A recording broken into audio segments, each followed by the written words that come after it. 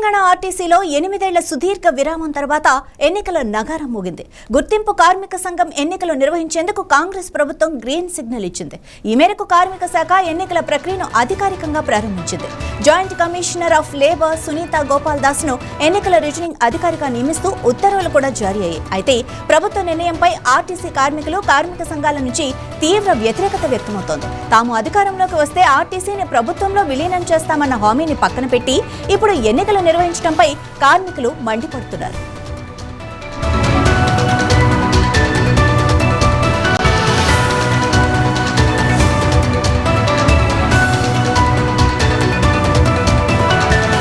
ఈ పరిణామం ఆర్టీసీలో కొత్త రాజకీయ వేడిని రాజేసింది.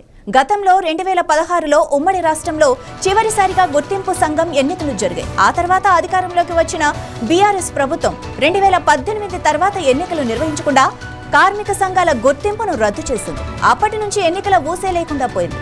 ఇప్పుడు కాంగ్రెస్ సర్కార్ ఎన్నికలకు సిద్ధపడటం, విలీనం అంశాన్ని పక్కన పెట్టడంతో కార్మికుల్లో అయోమయం నెలకొంది. తమ ప్రధాన డిమాండ్ విలీనం మాత్రమేనని, ఎన్నికలు వద్దని కార్మిక సంఘాల జేఏసీ తేల్చి చెబుతోంది.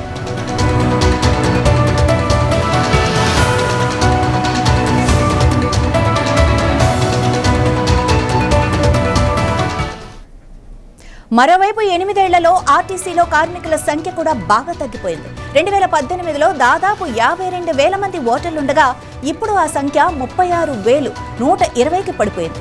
పదవీ విరమణ చేసిన వాళ్ల స్థానంలో కొత్త నియామకాలు చేపట్టకపోవడమే ఇందుకు ప్రధాన కారణం. ఇప్పుడు జరగబోయే ఎన్నికల్లో రాష్ట్ర స్థాయి, రీజియన్ స్థాయిలో ఒకేసారి పోలింగ్ నిర్వహిస్తారు. అయితే విలీనం తర్వాతే ఎన్నికలు జరపాలని, అదే తమ మొదటి ప్రాధాన్యత అని కార్మిక సంఘాలు స్పష్టం చేస్తున్నాయి.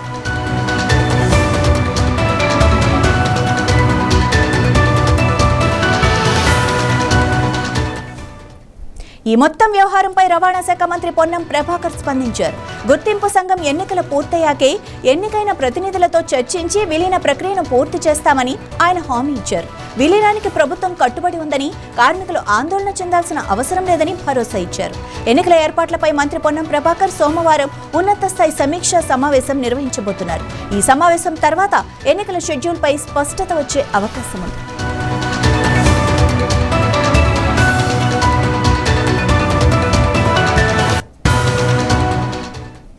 మొత్తం మీద ఆర్టీసీ విలీనం హామీ ముందు అమలు చేయాలా, లేక ఎన్నికల ముందు నిర్వహించాలా అన్న దానిపై ప్రభుత్వం, కార్మిక సంఘాల మధ్య ప్రతిష్టంభన ఏర్పడింది. ఎన్నికల ప్రక్రియ ముందుకు సాగుతున్నప్పటికీ కార్మికుల నుంచి వస్తున్న వ్యతిరేకత ఎలాంటి మలుపు తీసుకుంటుందో వేచి చూడాలి. సోమవారం జరిగే ఆర్టీసీ సమీక్షా సమావేశం ఇక్కడ కీలకం కానుంది.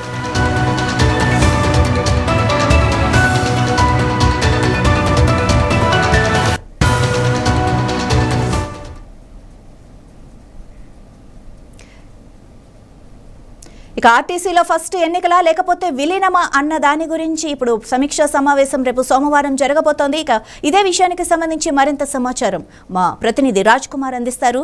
రాజ్ కుమార్, చెప్పండి, ఏది ఫస్ట్ జరిగేలా కనిపిస్తోంది, విలీనమా లేకపోతే ఎన్నికలా? రైట్ మాధవి, ఈ విలీనమా లేకపోతే ఎలక్షన్, దీని మీదనే ఇప్పుడు అటు ప్రభుత్వానికి ఇటు ఆర్టీసీ సంఘాలకు గొడవ జరుగుతుంది. ఇదొక టెన్షన్ గా మారిపోయింది. ఎందుకంటే వాళ్ళు అధికారంలో రాకముందు హామీ ఇచ్చారు.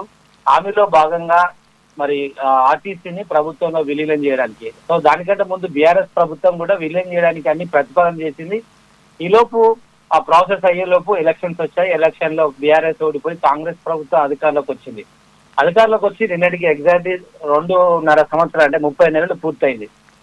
ఇప్పటికే ఆర్టీసీ కార్మికులు సంఘాలు ప్రభుత్వంపై ఒత్తిడి చేస్తున్నాయి. ఈ దానిలో భాగంగా ఇటీవల చర్చలు కూడా జరిగాయి. ఇటు ప్రభుత్వం తరఫు నుంచి అటు ఆర్టీసీ కార్మిక సంఘాలకు పొన్నం ప్రభాకర్, ఇటు మంత్రిగా, అటు అధికారులుగా, అటు కార్మిక సంఘాలంతా కూడా చర్చలు జరుగుతున్నాయి. కానీ సో ఎటకేలకు అది మళ్ళీ సస్పెన్స్ లో పడింది, పెండింగ్ లో పడింది. ఆవిర్భావ దినోత్సవం సందర్భంగా ఖచ్చితంగా ఈ యొక్క విలీన ప్రక్రియ సీఎం అనౌన్స్మెంట్ చేస్తారు, ఆ రోజే ప్రారంభం అవుతుందని చాలా మంది ఆశించారు. కానీ ఆ రోజు దాని తగ్గట్టుగా ఒక క్లారిటీ రాకపోయేసరికి మళ్ళీ రీసెంట్లీ ఆర్టీసీ సంఘాలన్నీ కూడా మీటింగ్స్ పెట్టుకోవడం జరిగింది.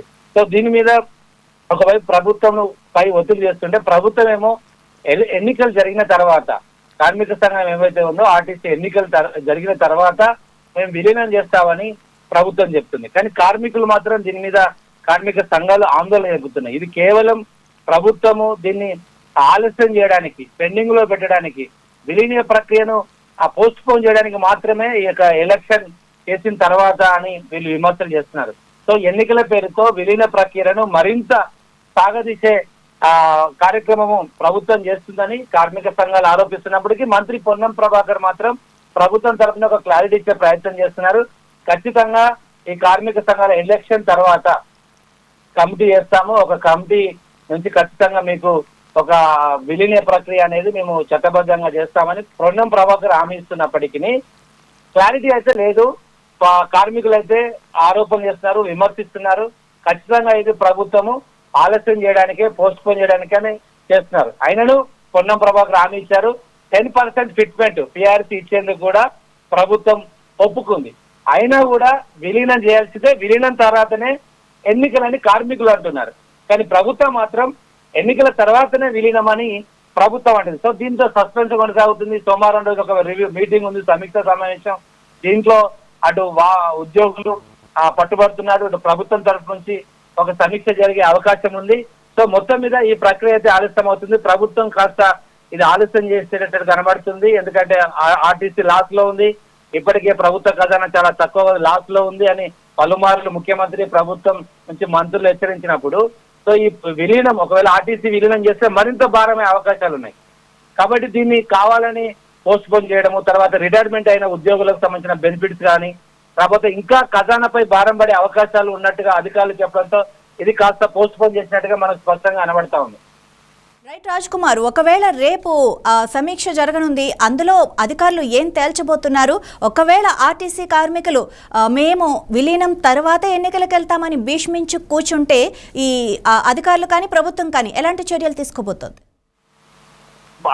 ప్రభుత్వం నుంచి అయితే రేపటి సమీక్షలో ఒకటి హామీ ఇచ్చే అవకాశం ఉంది. ఖచ్చితంగా మేము విలీనం తర్వాత, మన ఎన్నికల తర్వాత విలీనం చేస్తాం, కార్మికులు ఎవరు భయపడాల్సిన అవసరం లేదు, మీరు ఎలాంటి లాస్ కాకుండా అవసరమైతే 10% ఫిట్మెంట్ కూడా ఇచ్చేందుకు మేము ఉన్నాం, ఫస్ట్ మొదటగా ఎలక్షన్ కానివ్వండి, ఎన్నికలు అయిన తర్వాత చేద్దామని ఒక హామీ ఇచ్చే ప్రయత్నం అయితే రేపు జరుగుతుందని అనుకుంటున్నాం. కానీ కార్మికులు మాత్రం ససమీర అంటున్నారు.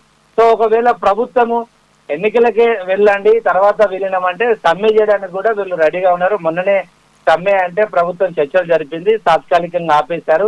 మళ్ళీ సమ్మె చేయడానికి, మళ్ళీ బంద్ చేయడానికి, మళ్ళీ రోడ్డు మీద రావడానికి అవసరమైతే మేము వెనకాడమని ఒకవైపు కార్మిక సంఘాలు హెచ్చరిస్తున్నాయి.